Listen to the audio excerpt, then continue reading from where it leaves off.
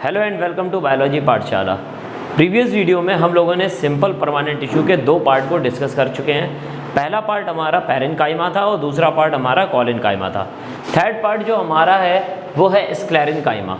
Sclerenchyma जो है, अब हम लोग उसकी तीनों चीज़ों के बारे में बात करेंगे कि उसकी क्या लोकेशन होती है, कहाँ पर वो पाया जाता है लोकेशन में। उसके बाद हम लोग उसके नेचर स्ट्रक्चर के बारे में डिस्कस करेंगे और लास्ट में हम लोग उसके फंक्शन के बारे में डिस्कस करेंगे। इन सब चीज़ों को डिस्कस करने के बाद में हम लोग स्क्लेरेन्काइमा के जो दोनों टाइप्स होते हैं उनके बारे में भी हम लोग देखेंगे। तो फर्स्ट टाइप जो हमारा है, फर्स्ट हेडिंग है हमारी लोकेशन। तो स्क्लेरेन्काइमा कहाँ पर पाया जाता है, तो सबसे पहले हम देखते हैं, पहले ये नीचे वाली लाइन को देखेंगे। जैसे आप नारियल को छीलते हैं तो नारियल में जो फाइबर्स होते हैं ऊपर वाले, वो आखिर बने किसके होते हैं, तो वो हमारे स्क्लेरेन्काइमा के बने हुए होते हैं।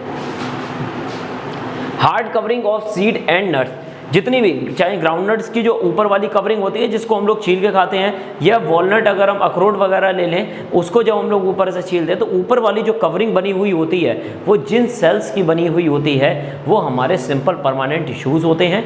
बट कौन से टाइप के होते हैं, तो हमारे स्क्लेरेन्काइमा होते हैं। ठीक है, तो ये दो जो हैं वो हमारे बेसिक एग्जांपल्स हैं जिनके आधार पर हमने ये सीखा आखिर स्क्लेरेन्काइमा जो होता है वो कहाँ पर पाया जाता है। अगर हम लोग एनाटॉमी के बेस पर देखें तो एनाटॉमी के बेस पर देखने पर हमको मिलता है कि मोनोकॉट स्टेम के हाइपोडर्मल रीजन पर, मतलब कि जो एपिडर्मिस के ऊपर वाली रीजन होती है उसको हाइपोडर्मिस बोलते हैं, मतलब अपर वाली, वहाँ पर एक ये जो लेयर होती है वहाँ पर जो टिश्यूज़ पाए जाते हैं वो हमारे कौन से होते हैं, स्क्लेरेन्काइमेटस टिश्यूज़ होते हैं। ठीक है, तो हाइपोडर्मिस रीजन में पाए जाते हैं किसके, तो मोनोकॉट स्टेम। अब वर्ड आया है मोनोकॉट।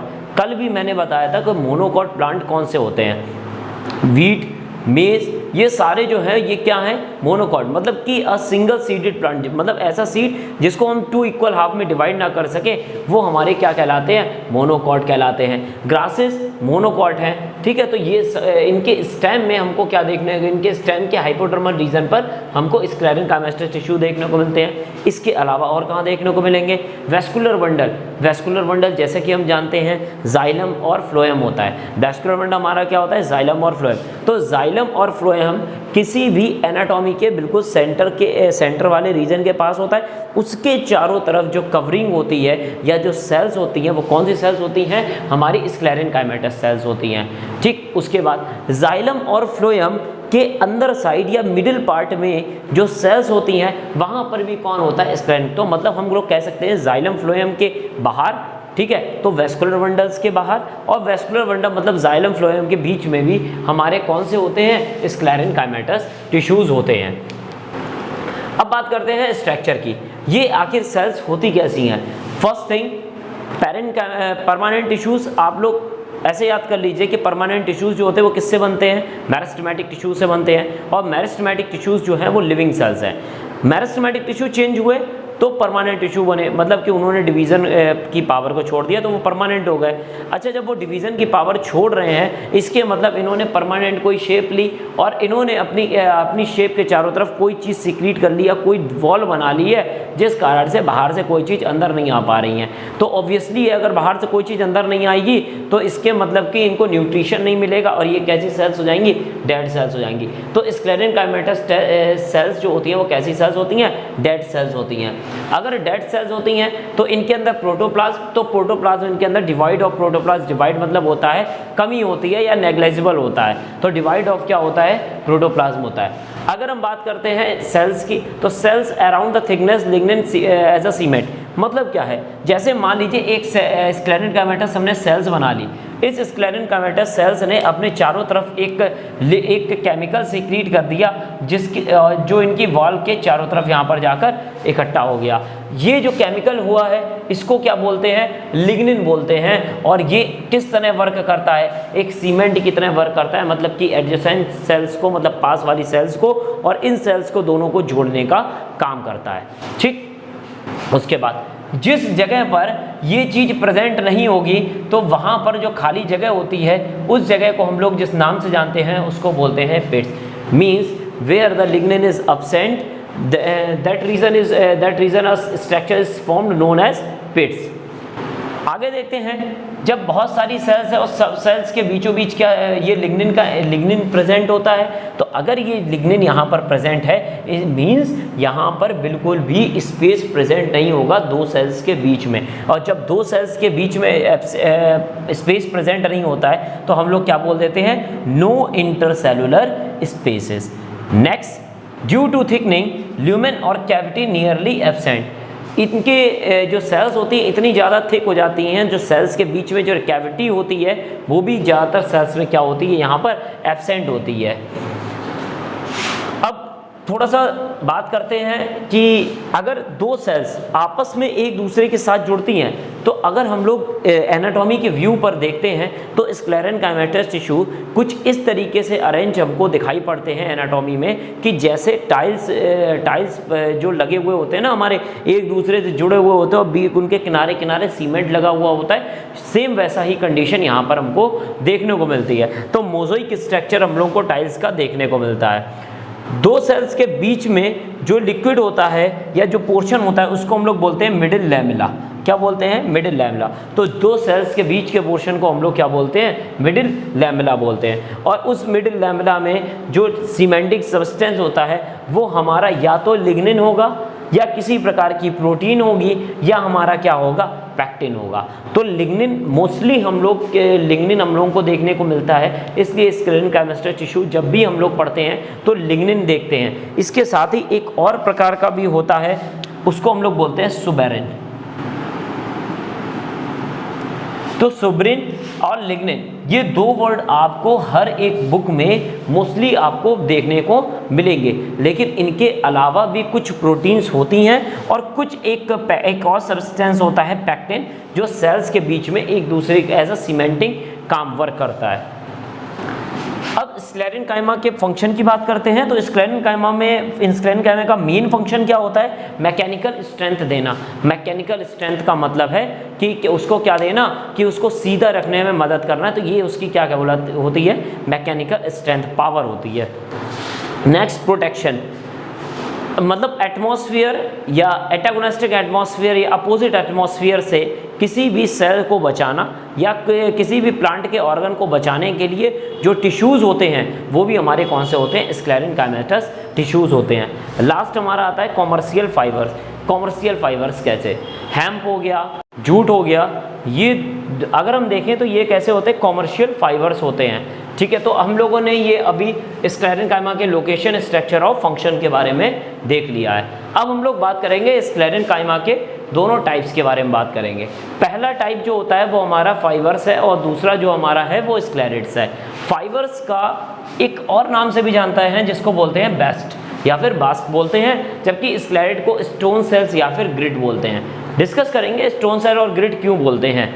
ठीक है, अच्छा, जो फाइबर्स होते हैं ये कैसे होते हैं, एलोंगेटेड होते हैं और कैसे होते हैं, थिक वॉट, मतलब कि कहीं ना कहीं ये कुछ इस तरीके के हम लोगों को देखने को मिलते हैं।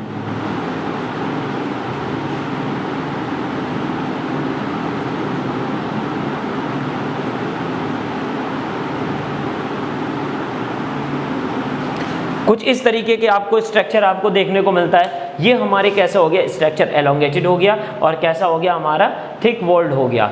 ठीक, नेक्स्ट पॉइंट अगर हम देखें तो ये हमेशा किस में मिलते हैं, हमको बंडल्स में मिलते हैं, मतलब कि ये कभी भी सिंगल नहीं प्रेजेंट होंगे। फाइबर्स कभी भी सिंगल नहीं होते हैं, ये हमेशा किस में मिलते हैं, बंडल्स में मिलते हैं और किस में मिलते हैं, ग्रुप्स में मिलते हैं। ठीक है, और उसके बाद किसी भी प्लांट ऑर्गन या प्लांट प्रोडक्ट की कवरिंग को कभी भी बास्ट या फाइबर्स नहीं बनाते हैं। तो थर्ड पॉइंट सबसे इंपॉर्टेंट है और सबसे ज़्यादा स्क्लेरेनकाइमा में पूछा जाता है कि स्क्लेरेनकाइमा का कौन सा टाइप कवरिंग बनाता है, तो हमारा स्टोन सेल्स आ जाएगा। नेक्स्ट में अभी हम लोग डिस्कस करेंगे, लेकिन कौन सा नहीं बनाता है तो वो हमारा कौन सा हो जाएगा, फाइबर्स हो जाएगा। उसके बाद जो हम लोग यहाँ पर मैकेनिकल स्ट्रेंथ बोलते हैं ना, ये मैकेनिकल स्ट्रेंथ आखिर स्क्लेरेनकाइमा का कौन सा पार्ट देता है, तो हमारा फाइबर्स देते हैं। जितने भी बास्ट ऑफ फाइबर्स होते हैं ये स्क्लेरेनकाइमा को मैकेनिकल टिश्यू या फिर मैकेनिकल स्ट्रेंथ देने का काम करते हैं। नेक्स्ट हमारा आता है स्क्लेरेट्स। स्क्लेरेट्स जो होते हैं ये वेरियस टाइप के होंगे, ये 5 टाइप्स लिखे हुए हैं, वेरियस टाइप्स हैं उसके। लेकिन अगर हम देखें तो इनकी ये कैसे होते हैं, ब्रॉड होते हैं, बहुत चौड़े होते हैं, और ये भी कैसे होते हैं, थिक वॉल्ड होते हैं। कभी कभी आपको ये सिंगल देखने को मिलते हैं, जबकि कभी कभी आपको ये किस में देखने को मिलते हैं, ग्रुप्स में देखने को मिलते हैं। जितने भी नट्स या सीड्स उनके ऊपर जो हार्ड कवरिंग पाई जाती है वो स्क्लेरिन काइमा के कौन से टाइप की होती है, स्क्लेरिड्स की होती है। लास्ट में स्टिफनेस मतलब होता है कठोरता मतलब जैसे आपने अखरोट देखा, अखरोट की जो आउटर कवरिंग होती है कितना भी ठोको उसमें कुछ भी नहीं होता है। रीज़न स्क्लेरिन काइमा। कौन सा, स्क्लेरिड्स। अच्छा, किस वजह से, क्योंकि स्क्लेरिड्स के जो बहुत सारे टाइप्स होते हैं उनमें फर्स्ट टाइप हमारा होता है ब्रैकियो। देखिए ये हमारे 5 टाइप्स लिखे हुए हैं, ये 5 जो टाइप्स हैं इनके आगे ही हमेशा स्क्लेरिड जोड़ते हैं, जैसे ब्रैकियोस्क्लेरिड्स, मैक्रोस्क्लेरिड्स, एस्ट्रोस्क्लेरिड्स, ट्राइकोस्क्लेरिड्स और ऑस्टियोस्क्लेरिड्स। लेकिन एक चीज़ आपको इससे पहले जाननी होगी, ये स्क्लेरिड्स के 5 टाइप हैं, लेकिन ये जिस साइंटिस्ट ने दिए हैं उसका नाम है श्रिच।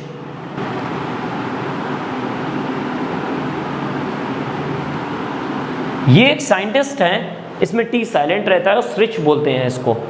ये एक साइंटिस्ट हैं जिन्होंने अकॉर्डिंग टू साइज, मतलब साइज और शेप के बेस पर स्क्लेरिड्स को 5 टाइप में डिवाइड किया। अगर ऐसे स्क्लेरिड्स जिनका जो स्ट्रक्चर है वो स्टोन की तरह है, जिनका स्ट्रक्चर किसकी तरह, स्टोन की तरह, मतलब कि कुछ इस तरीके से सेल्स का स्ट्रक्चर आपको देखने को मिलता है, ऐसे स्क्लेरिड्स को हम लोग जो है वो क्या बोलते हैं, ब्रैकियोस्क्लेरिड्स बोलते हैं। मोस्टली जितना भी वॉलनट वगैरह जो होता है वहाँ पर जो स्क्लेरिड्स पाए जाते हैं वो हमारे ब्रैकियोस्क्लेरिड्स होते हैं। नेक्स्ट आता है मैक्रोस्क्लेरिड्स। Macro means rod. ऐसे स्क्लेरिड्स जिनका रॉड शेप्ड होते हैं, मतलब कुछ इस टाइप के होते हैं, रॉड शेप्ड होते हैं, इनको हम लोग क्या बोलते हैं, ब्रैकियोस्क्लेरिड्स बोलते हैं। ये जो मैक्रोस्क्लेरिड्स बोलते हैं, इनका शेप कैसा होता है, रॉड शेप। अच्छा, कहाँ पर देखने को मिलेंगे, जितनी भी मूंग की दाल होती है और मतलब जितनी भी दालें वगैरह होती हैं वहाँ पर हमको जो देखने को मिलते हैं वो हमारे मैक्रोस्क्लेरिड्स देखने को मिलते हैं। एस्ट्रोस्क्लेरिड्स मीन्स स्टार शेप, इस तरीके का।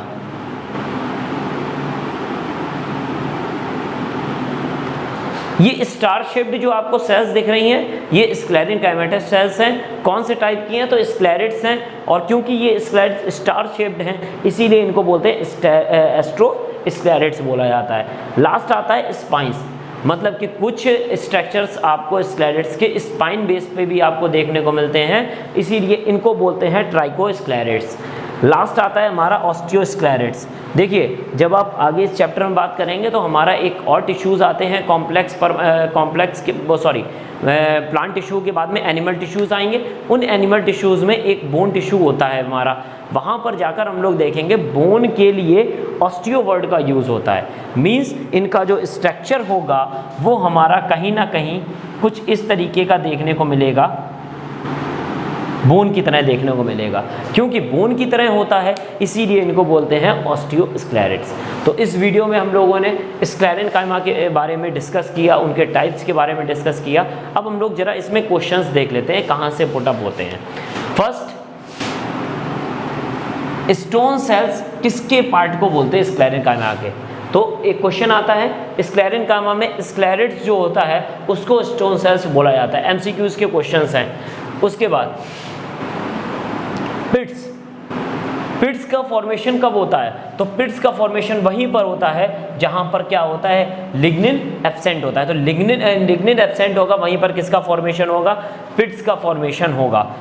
लिग्निन और सब्रिन ये सभी लोग पढ़ते हैं, लेकिन क्या नहीं पढ़ते हैं, तो पैक्टिन नहीं पढ़ते। तो ये यहाँ से क्वेश्चन आने की पूरी संभावना होती है। ठीक। नेक्स्ट, बाकी सब एमसीक्यूज जो मोस्ट इंपॉर्टेंट है वो यही है। बाकी शेप के अकॉर्डिंग आपसे भी पूछा भी जा सकता है, तो शेप के अकॉर्डिंग हो सकते हैं। मैकेनिकल स्ट्रेंथ देने में स्क्लेरिन काइमेटस टिश्यू का कौन सा पार्ट वर्क करता है? तो फाइबर्स वर्क करते हैं। कवरिंग कौन सा नहीं देता है? तो हमारे फाइबर्स कवरिंग नहीं देते। कवरिंग कौन से देते हैं? Stone cells. तो इस वीडियो में हम लोगों ने स्क्लेरिन काइमा देखा, उससे जितने एमसीक्यूज बनते हैं वो भी देखे, और बाकी ये पूरा आपका लिखा हुआ है, इसका स्क्रीनशॉट ले सकते हैं।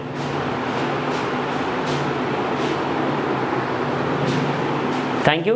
नेक्स्ट वीडियो में हम लोग कॉम्प्लेक्स परमानेंट टिश्यू के बारे में डिस्कस करेंगे। Thank you.